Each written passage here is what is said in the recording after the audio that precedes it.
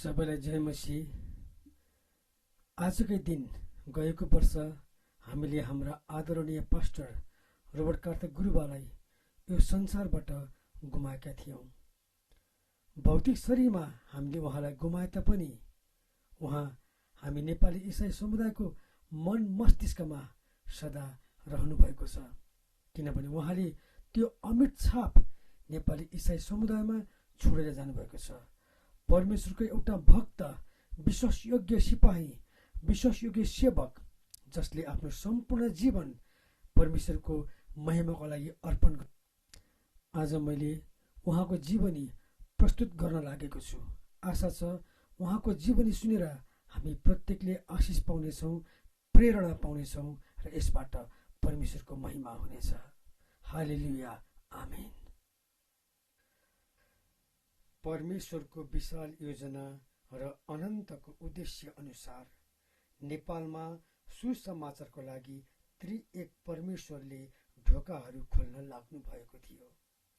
नेपालका सिमानाका विभिन्न सहरहरूमा परमेश्वरले मानिसहरू गर्दै हुनुहुन्थ्यो।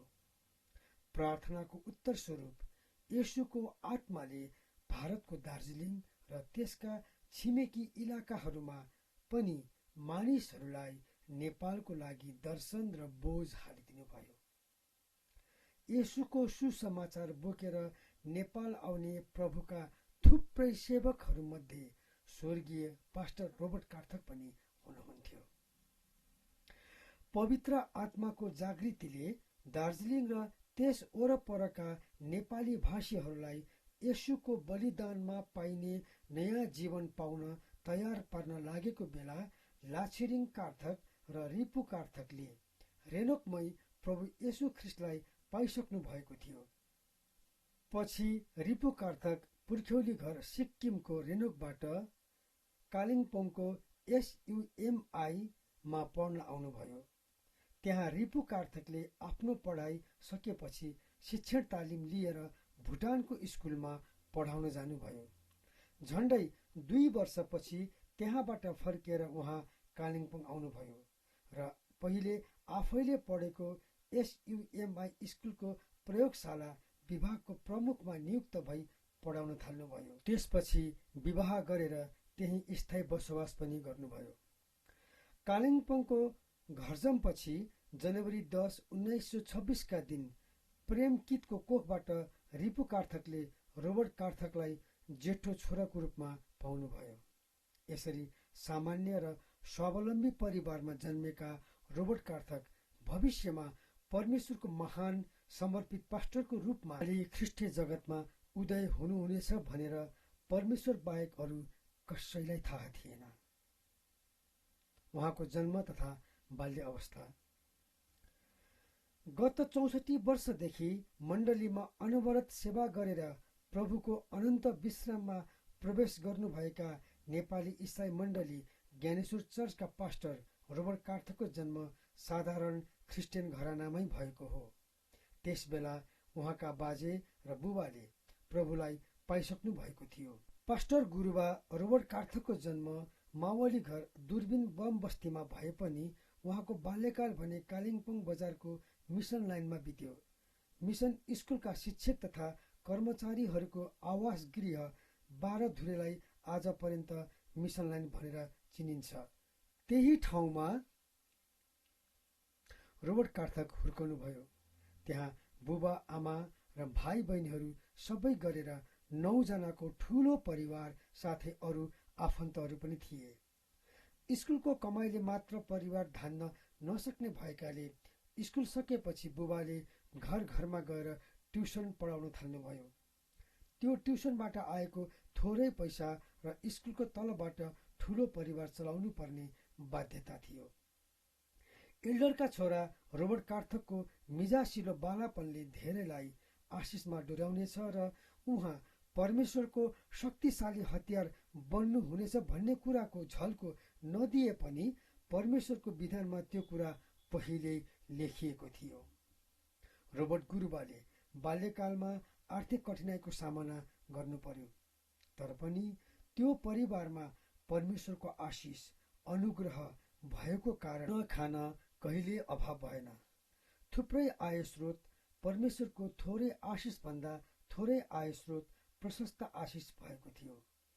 पास्टर रोबर्ट गुरुबाको परिवार प्रत्येक दिन बाइबल अध्ययन गर्ने, प्रार्थना संगति गर्ने, प्रभुलाई सधैँ सबै कुरामा पहिलो स्थान दिने धार्मिक वातावरण भएको परिवार थियो। सानैदेखि यही वातावरण भएको पारिवारिक पृष्ठभूमिमा उहाँ शारीरिक, मानसिक र आत्मिक रूपमा हुर्कनुभयो। बुबाले प्रत्येक दिन घरका सबै सदस्यहरूलाई भेला गराएर प्रार्थना गर्ने, बाइबलबाट सिकाउने गर्नुहुन्थ्यो। अलि ठुलो भएपछि बुबाले जेठो छोरो रोबर्टलाई मण्डलीको बाल संगतिमा पठाउन थाल्नुभयो। आमा गाउँमा जन्मेर बढेकी साधारण गाउँले हुनुहुन्थ्यो। उहाँलाई आफ्नो घर परिवार र घर नजिकका छर छिमेक बाहेक अरू त्यतिले चिन्दैन थिए। आमाले ठुलो परिवारलाई राम्ररी सम्हाल्नुभयो र परमेश्वरको अनुग्रहले आफ्ना छोराछोरीहरूलाई सानैदेखि प्रभुको वचनमा डर्याउनु भयो। उहाँ प्रेमी, दयालु साथै उदार स्वभावको हुनुभएकोले रोबर्ट कार्थकले बाल्य अवस्थाको सुरुदेखि नै न्यानो मातृत्व, प्यार र वास्ता मनग्गै पाउनु भएको थियो।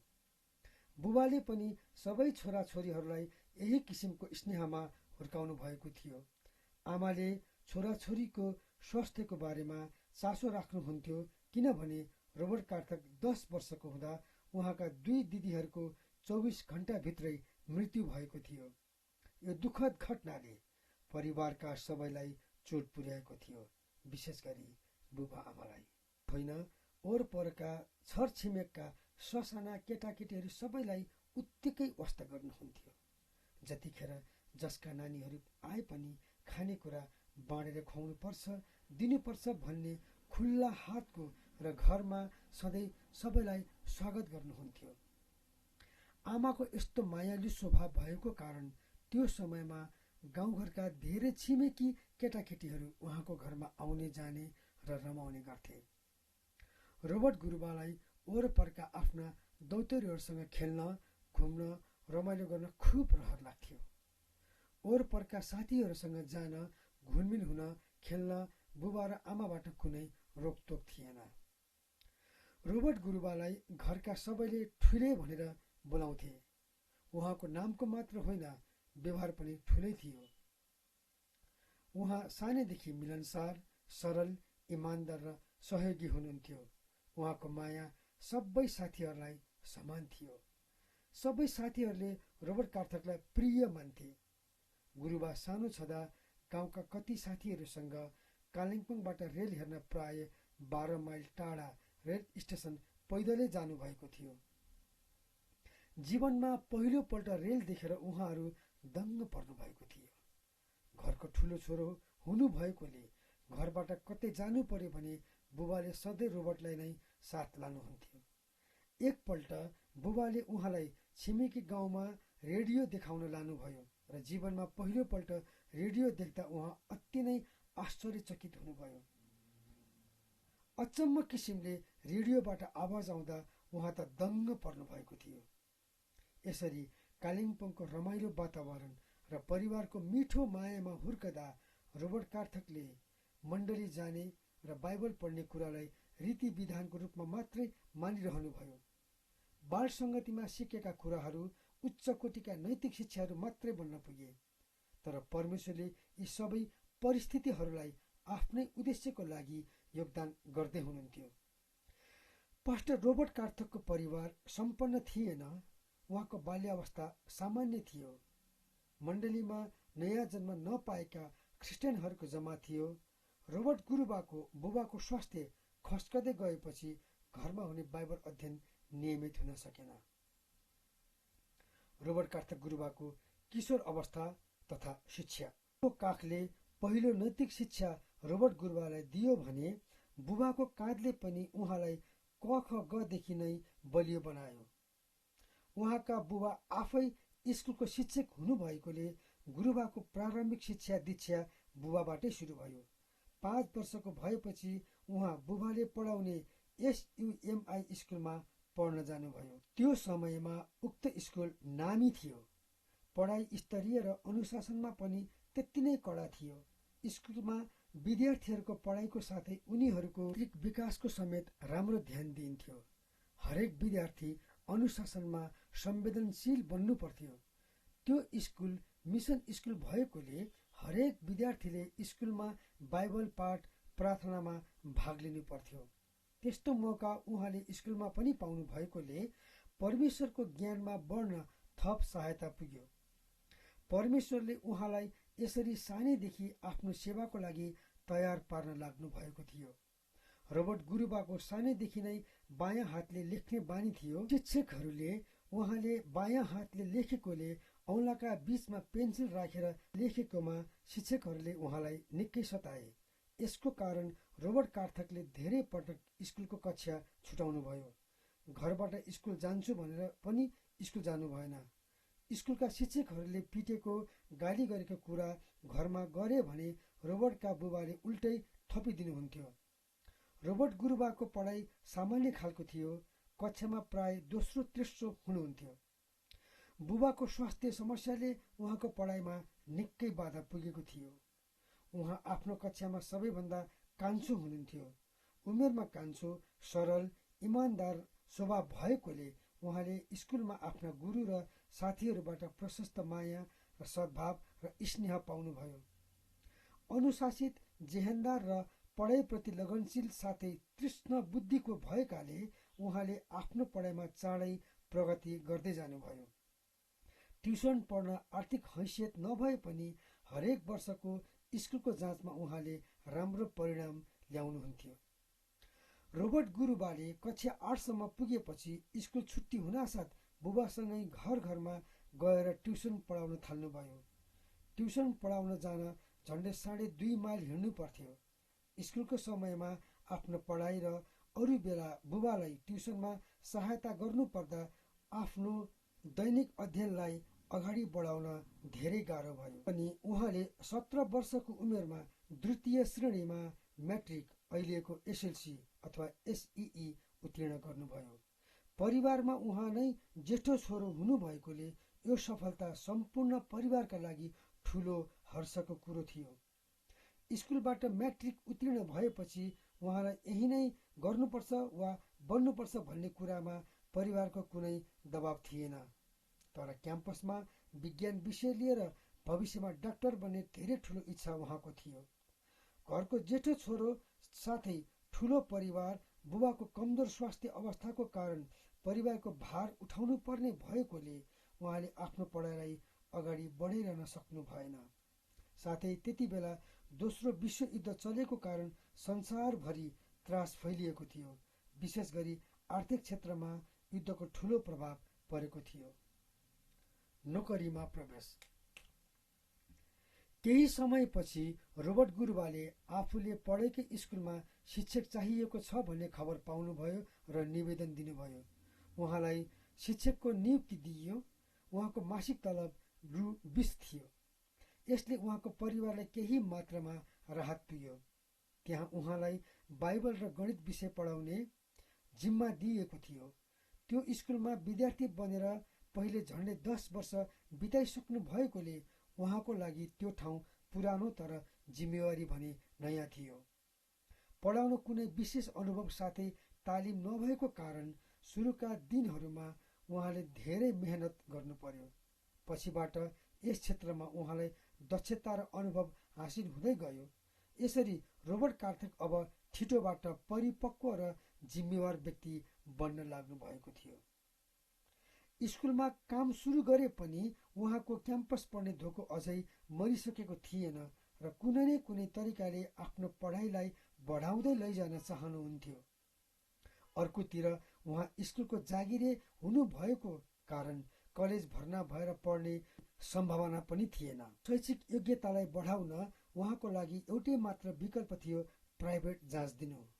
उहाँका कतिजना साथीहरूले पनि उहाँलाई पढाइ जारी राख्न उत्साह दिइरहेका थिए।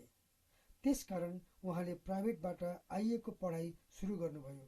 अन्ततः सन् 1949 मा उहाँले आइए पहिलो श्रेणीमा उत्तीर्ण पनि गर्नुभयो। उहाँले स्कुलमा पढाउन थाल्नु भएपछि एकपटक पुलिस इन्सपेक्टर स्कुलमा आएर एकजना विद्यार्थीले बायाँ हातले लेखेको देखेर हप्काए। प्रिन्सिपलले रोबर्ट गुरुबालाई देखाउँदै शिक्षकले नै बायाँ हातले लेखेपछि विद्यार्थीले त लेख्ने नै भयो भने। इन्सपेक्टर हाँसे मात्रै। त्यसपछि जागिरको लागि रोबर्ट गुरुबालाई अझ ठूलो मौका मिल्यो। प्रहरीको अधिकृत सब इन्सपेक्टर पदका लागि भर्ना लिइने त्यो परीक्षामा उहाँले पनि निवेदन दिने इच्छा गर्नुभयो र फारम बुझाउनुभयो। जनजाति समूह अन्तर्गतको भएकोले उहाँ सजिलैसँग सो अन्तर्वार्तामा सफल हुनुभयो। तर नियुक्ति पत्र बुझ्न जाने बेलामा उहाँलाई त्यो जागिर खाने मनै लागेन र त्यसलाई त्यत्तिकै छोडिदिनु भयो। त्यसरी त्यत्तिकै छोडिदिएकोमा उहाँलाई कहिल्यै पछुतो लागेन। परिवारले पनि उहाँलाई त्यसमा कुनै कर लगाएन। आफ्नै सेवाको निम्ति नै परमेश्वरले उहाँलाई छान्नु भएकोले उहाँको अभिप्राय पूरा हुनुपर्ने नै थियो। कुनै तालिम नलिए पनि रोबर्ट कार्थकले 12 वर्ष शिक्षणको काम गर्नुभयो। यो उहाँको लागि परमेश्वरको सेवा गर्न तालिमको समय रहेछ। मण्डलीको सेवामा बाल्य अवस्थादेखि नै रोबर्ट गुरुबाले घर परिवारको दैनिक बाइबल अध्ययन तथा सङ्गति, मण्डलीको साप्ताहिक बाल सङ्गति र त्यसपछि मिसन स्कुलमा पढाइ सुरु गरेपछि स्कुलको दैनिक बाइबल अध्ययन कक्षाहरूमा परमेश्वरको वचनबाट धेरै शिक्षा पाइसक्नु भएको थियो। उहाँको बाल मस्तिष्कमा परमेश्वरको वचनको गहिरो छाप परेको थियो।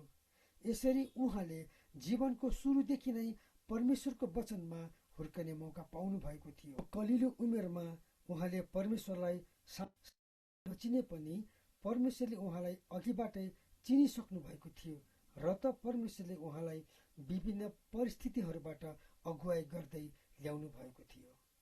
परमेश्वरले आफ्नो योजना अनुसार काम गर्नुहुन्छ, मानिसको योजना अनुसार होइन।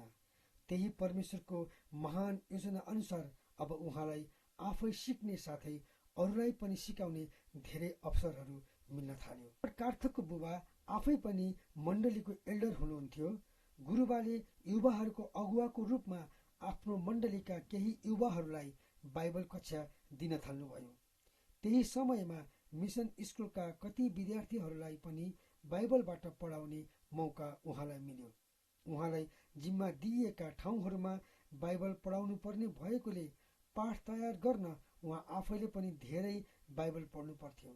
त्यसकारण उहाँलाई बिस्तारै बाइबलप्रति रुचि बढ्दै जान थाल्यो। जहाँ जति बेला फुर्सद हुन्थ्यो उहाँले बाइबल पढ्न थाल्नुहुन्थ्यो। अनि साँचो जीवनमा परमेश्वरको ज्ञानमा वृद्धि हुन नभई शिक्षणको लागि मात्रै यो अध्ययन थियो। यसु प्रभुलाई आफ्ना प्रभु र मालिकको रूपमा ग्रहण गर्न यो तयारी बन्यो। नयाँ जन्म र साँचो जीवन।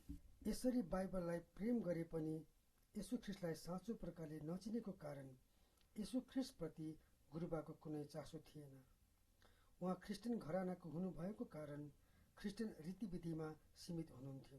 साथै स्कुलमा पनि विद्यार्थीहरूलाई बाइबल पढाउनुहुन्थ्यो, तर आफैले नयाँ जन्म नपाएको हुनाले ती सबै धार्मिक विधि मात्र थिए। रोबर्ट गुरुबाको मण्डलीमा पनि धार्मिक रीतिविधि बाहेक नयाँ जन्मका बारेमा कहिल्यै शिक्षा दिइँदैन थियो।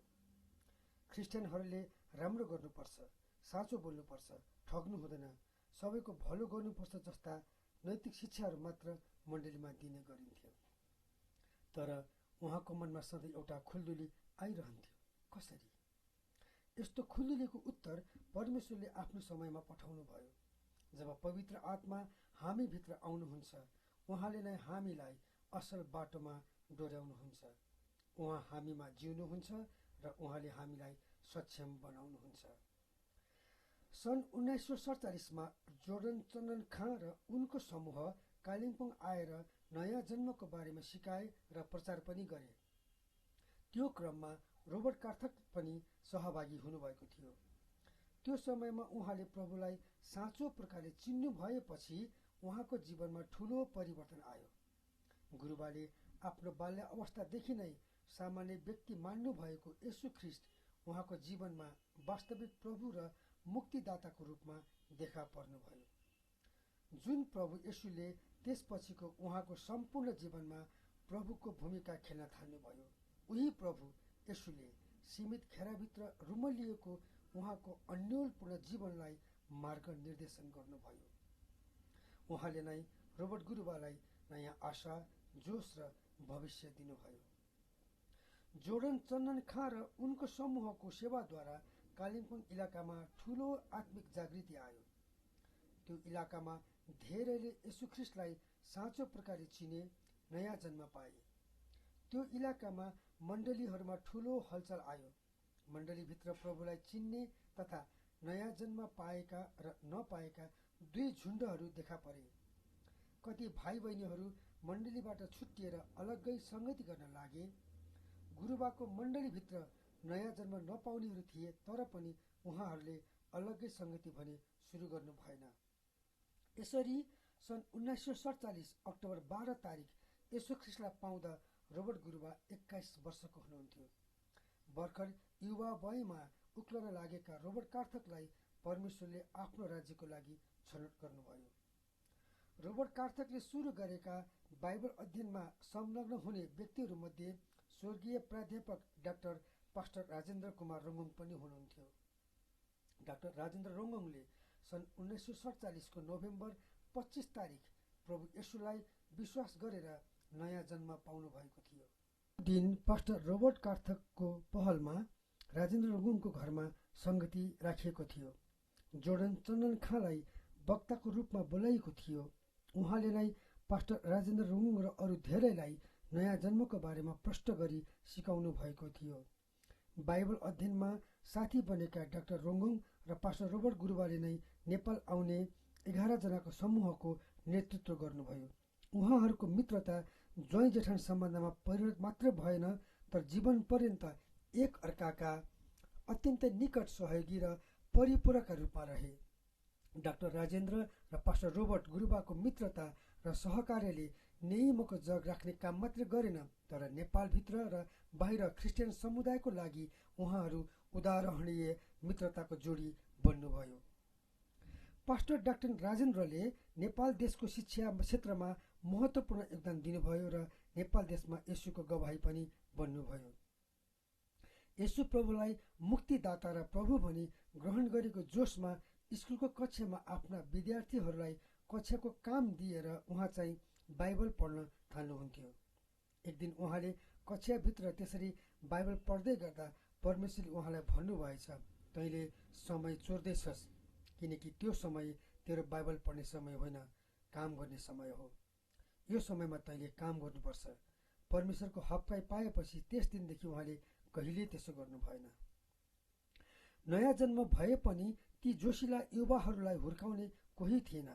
मण्डलीले येशूको रगतलाई मूर्ति बनायो भनेर विरोध गरेकै थियो। तत्कालीन मण्डलीले त रोबर्ट कार्थकले चलाएको बाइबल अध्ययनमा नजान आफ्ना युवाहरूलाई र नपठाउन अभिभावकहरूलाई सूचना नै दिएको थियो। यसरी प्रेस्बिटेरियन परिवारमा जन्म लिएपछि प्रेस्बिटेरियन मण्डलीमै रहेर पनि प्रेस्बिटेरियन शिक्षामै रोबर्ट कार्थकको बाल्यकाल र किशोरावस्था बित्यो। 21 वर्षको उमेरमा एलसदाईका प्रचारक जोर्डन चन्दन खाँद्वारा येशू प्रभुलाई मुक्तिदाताको रूपमा चिन्नुभयो। पुरानै मण्डलीमा रहेर त्यहाँका प्रभुलाई नचिन्ने भाइ बहिनीहरूलाई प्रभु चिनाउने विचार लिएर एलसदाईको सङ्गतिमा रोबर्ट गुरुबाले नजाने निश्चय गर्नुभयो। तर प्रभुलाई पाएपछिका केही दिनहरू एलसदाई सङ्गतिमा रोबर्ट गुरुबाले बिताउनु भयो। आफ्नो प्रश्नको उत्तर नपाएपछि कुनै कुरामा गुरुबाले विश्वास गर्नुहुन्न थियो। येशूलाई विश्वास गर्न पनि उहाँले निकै समय लिनुभयो र विश्वासमा आइसकेपछि उहाँले कहिले पछि फर्केर हेर्नु भएन। त्यही समयमा अर्थात् सन् 1947 मा सुश्री एलिजाबेथ फ्र्याङ्कलिन बिहारको मोतिहारीबाट कालिम्पोङ आइन्। उनी रिजन बियोन्ड मिसन युनियनसँग सम्बन्धित थिइन्। नेपालमा गएर कन्या पाठशाला खोल्ने र प्रभुको सेवा गर्ने उनको दर्शन थियो। यथार्थमा कालिम्पोङमा भर्खरै नयाँ जन्म पाएकाहरूलाई प्रभुमा हुर्काउन परमेश्वरले नै उनलाई त्यो ठाउँमा ल्याउनु भएको थियो। उनले त्यहाँ भर्खरै नयाँ जन्म पाएका रोबर्ट गुरुबा लगायत अन्य थुप्रै व्यक्तिहरूसँग सम्पर्क राखिन् र तिनीहरूको ससाना झुन्ड बनाएर बाइबलबाट सिकाउन थालिन्। जन्म पाएपछि त्यो अनुसारको राम्रो शिक्षा बाइबलबाट दिएको कारण झुन्डहरूको निम्ति उनी सञ्जीवनी बनिन्। उहाँहरू प्रभुमा बिस्तारै हुर्कदै बढ्दै जान थाल्नुभयो। त्यो शिक्षाबाट उहाँहरूको व्यक्तिगत जीवन धेरै प्रभावकारी बन्न पुग्यो। इस्टर्न हिमालयन चर्च काउन्सिलले चलाएको महिला विद्यालयबाट मार्गरेट ह्यामिल्टन विदा हुनुभएपछि मिस एलिजाबेथ फ्र्याङ्कलिनले नयाँ जन्म पाएकाहरूलाई प्रभुको सेवाको बारेमा विशेष जोड दिएर सिकाउन थालिन्। वरिपरिको ठाउँमा मात्र होइन, टाढा टाढाका देशहरूमा गएर पनि प्रभुको सेवा गर्नुपर्छ। संसारका विभिन्न ठाउँहरूमा गएर प्रभुको सेवा गर्ने सेवकहरू प्रभुलाई चाहिएको छ भनेर सिकाइन्। यस्तो सिकाइको निचोड हामी परमेश्वरको मिसनरी बन्नुपर्छ भन्ने थियो।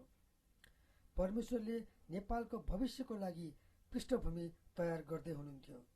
परमेश्वरले योजनासहित काम गर्नुहुन्छ भन्ने कुराको यो भरिलो उदाहरण हो। त्यो बेलाको मण्डलीमा इस्विएतना नामको ख्रिस्टियन युवाहरूको समूह पनि मण्डलीमा सक्रिय थियो। नेपाल आउने टोलीका प्राय सबै यस झुन्डसित आबद्ध थिए। पास्टर गुरुबासँग स्वर्गीय डाक्टर राजेन्द्र रोङ्गङको पहिलो भेट सन् 1946 मा भएको हो। राजेन्द्र रोङ्गङलाई पहिलो पटक भेट्दा नै गुरुबाले धेरै माया देखाउनु भयो। परमेश्वरले यो जोडीलाई नेपाली मण्डलीको निम्ति प्रयोग गर्न यसरी भेट गराउनु भयो।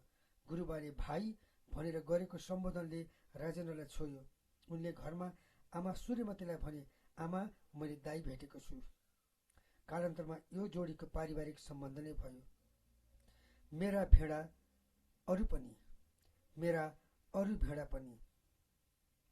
हाल नेइमाका पास्टर दफ्तन सादा 9औं कक्षाको विद्यार्थी हुँदा उहाँको बाल सङ्गतिको शिक्षक रोबर्ट कार्तक हुनुहुन्थ्यो।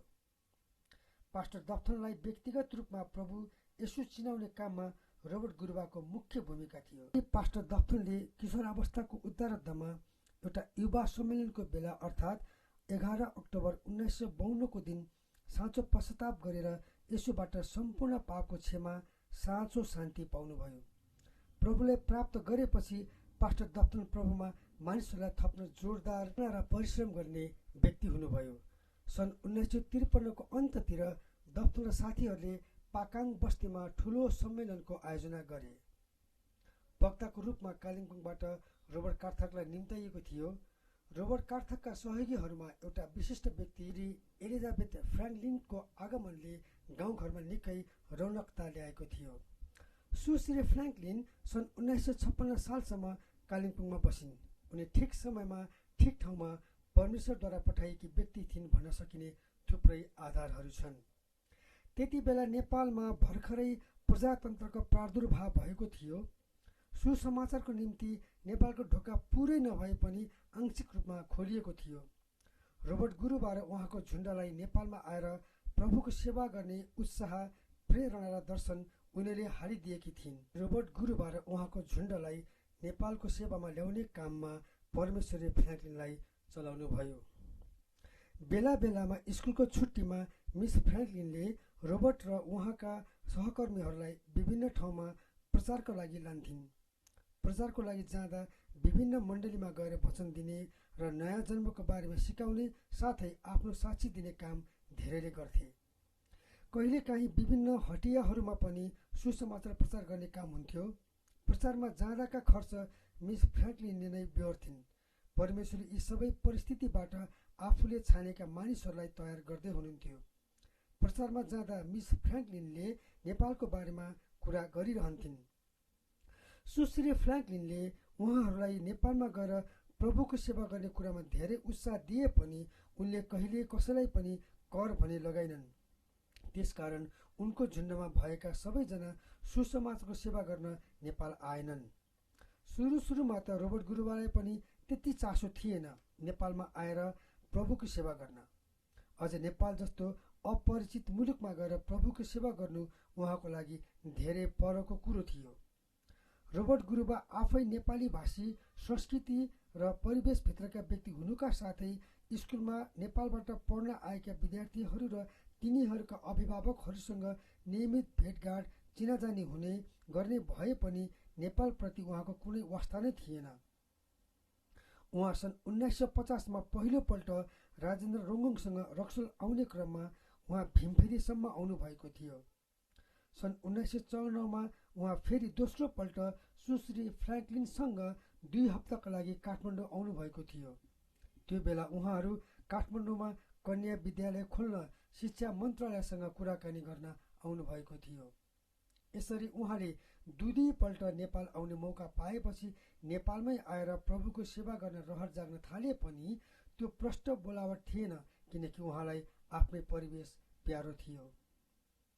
तर पनि सन् 1955 तिर एक दिन उहाँले व्यक्तिगत आराधनामा बाइबल पढ्दै गर्नुहुँदा यूहन्ना 10:16बाट मेरा अरू भेडा पनि छन् जो यस गोठका होइनन्, तिनीहरूलाई पनि मैले ल्याउनु परेको छ, तिनीहरूले मेरो स्वर सुन्नेछन्, तिनीहरू एउटै बगालका हुनेछन् र एउटै गोठालो हुनेछ र भनेर नेपालमा आएर प्रभुको सेवा गर्ने बारेमा प्रभु उहाँसँग स्पष्ट रूपमा बोल्नुभयो।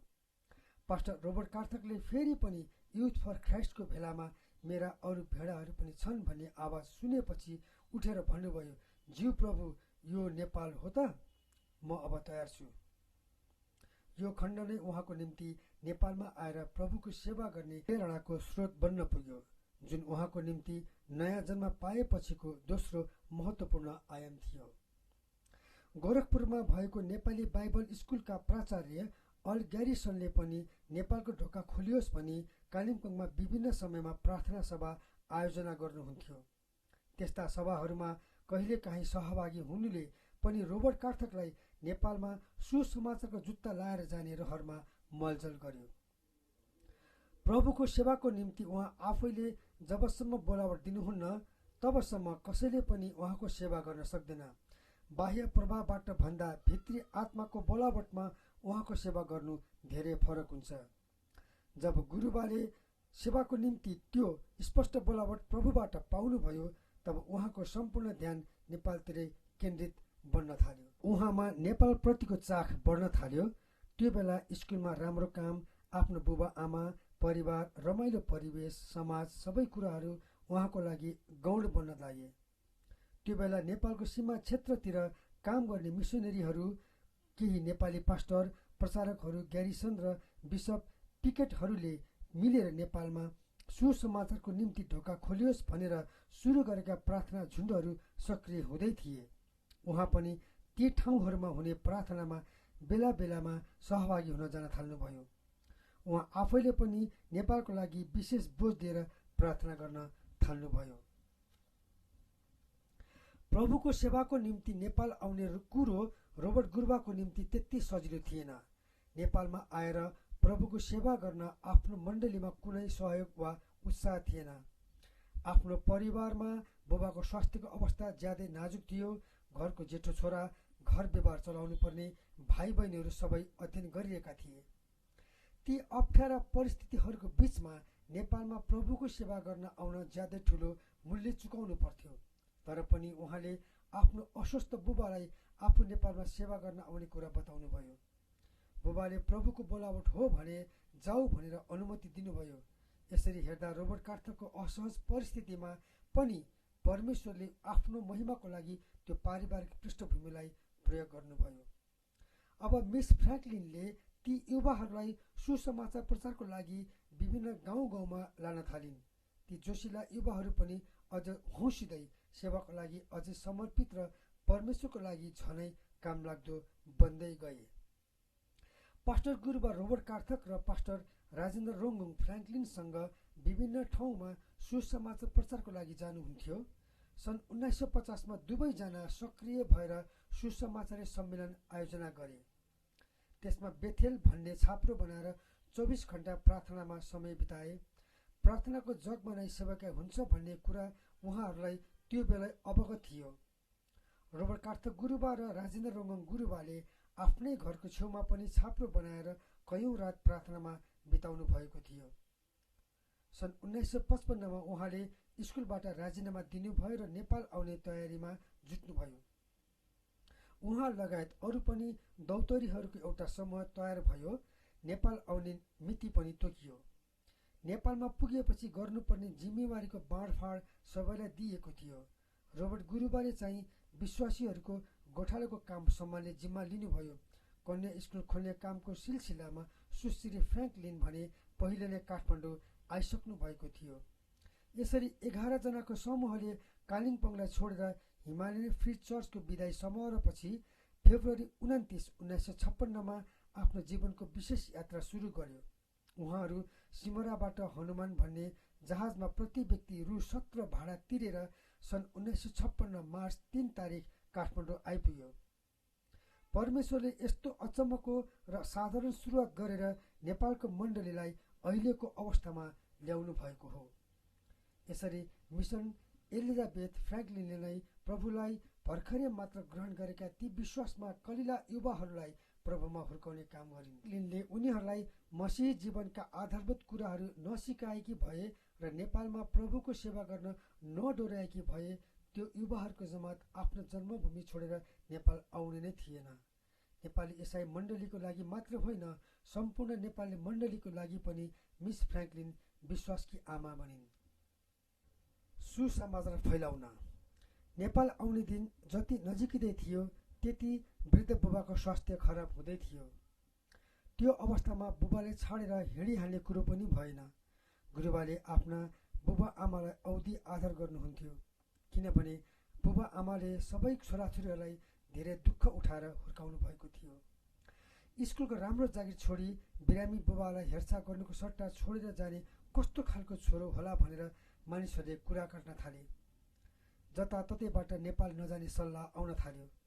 त्यो अवस्थामा जाने कि बस्ने भनेर उहाँ दोधारमा पर्नुभयो। त्यस्ता कुराहरू सुनेर र बुबाको त्यो हालत देखेर नजाने कि भन्ने विचार पनि गर्नुभयो। त्यो अवस्थामा उहाँले मान्छेको कुरा सुन्ने कि परमेश्वरको कुरा सुन्ने, अब तुरुन्तै निर्णय गर्नुपर्ने अवस्था आयो।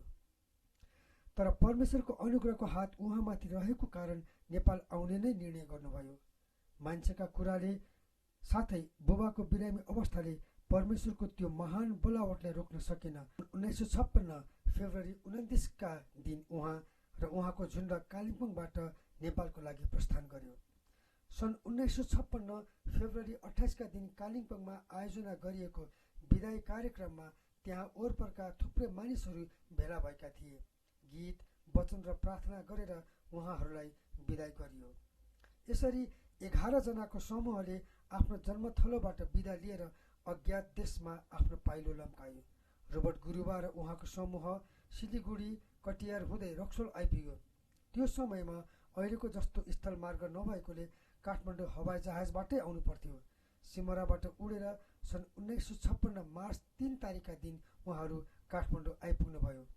सबैको पहिलो हवाई यात्रा थियो। श्री फ्र्याङ्कलिन उहाँहरूलाई एयरपोर्टमा लिन भाडाको गाडी लिएर आएकी थिइन् र उहाँहरूलाई त्यहाँबाट लिएर उनले बन्दोबस्त गरेको घर भक्तपुरको लाखोलाचे कुमाले टोलमा लिएर गइन्।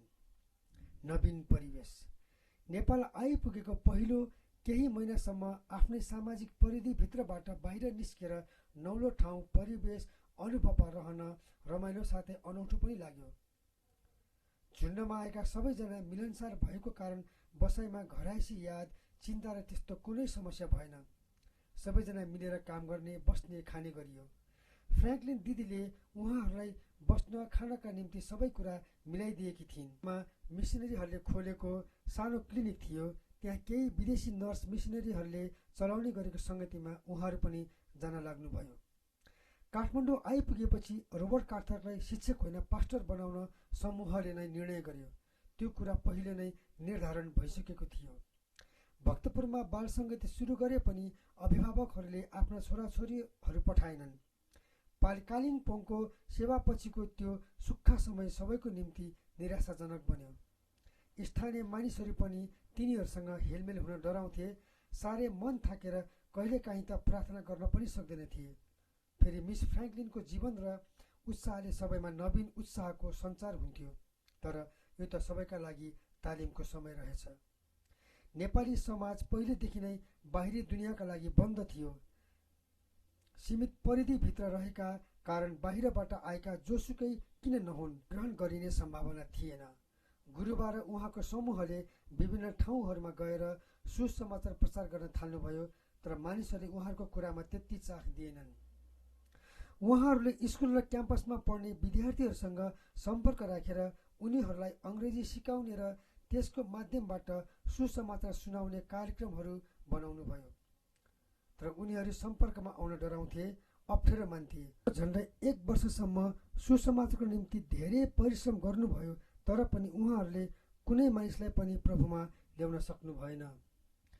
त्यसका तत्कालीन कारणहरू ख्रिस्टियन विश्वासप्रति समाजको गलत धारणा, ख्रिस्टियन विश्वासलाई विदेशी धर्मको रूपमा हेर्नु, यसलाई अछुत सम्झनु आदि थिए।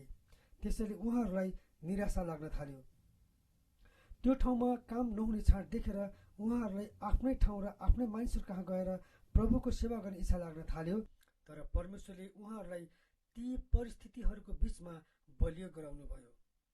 परमेश्वर आफैले नै उहाँहरूलाई आफ्नो कामको लागि नेपाल ल्याउनु भएकोले उहाँको बाहुली सबैमाथि रहेको थियो। परमेश्वरले उहाँहरूलाई निराश, हताशमा गलत निर्णय गर्नबाट जोगाउनु भयो। सन् 1956 के अप्रिलमा गुरुबा रोबर्ट कार्थकलाई रामघाट मण्डलीका पास्टर डेभिड मुखियाले बप्तिस्मा दिनुभएको हो। यो गुरुबाको दोस्रो बप्तिस्मा थियो।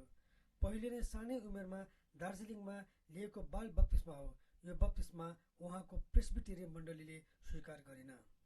अब त पास्टर। भक्तपुरको 8 महिनाको बसाइपछि गुरुबा तथा उहाँको समूह काठमाडौँको दिल्ली बजारमा सर्नुभयो र सङ्गतिको लागि जुद्ध सडकमा भएको सङ्गतिमा केही समयका लागि जान थाल्नुभयो। सन् 1957 को सेप्टेम्बरको पहिलो आइतबार करिब 16 जनाबाट दिल्ली बजारमा नयाँ नेपाली सङ्गति सुरु भयो, जुन हालको ज्ञानेश्वर मण्डलीको प्रारम्भिक स्वरूप थियो। मण्डली स्थापनाको प्रारम्भिक कालमा मण्डलीलाई निरन्तर रूपमा सञ्चालन गर्दै लैजान केही प्रारूपहरू अवश्य तयार पार्नु पर्दथ्यो। उहाँहरूको अगाडि धेरै किसिमका विकल्पहरू थिए। त्यसकारण मण्डली सञ्चालन गर्ने तरिका, स्वरूप, नेपाली समाज र संस्कृति सुहाउँदो हुनुपर्नेमा सहमति भयो। असाम्प्रदायिक मिसन र मण्डली अलग रहनुपर्छ भन्ने भावना भएको मण्डली हुनुपर्छ भन्ने कुरामा सहमति भयो।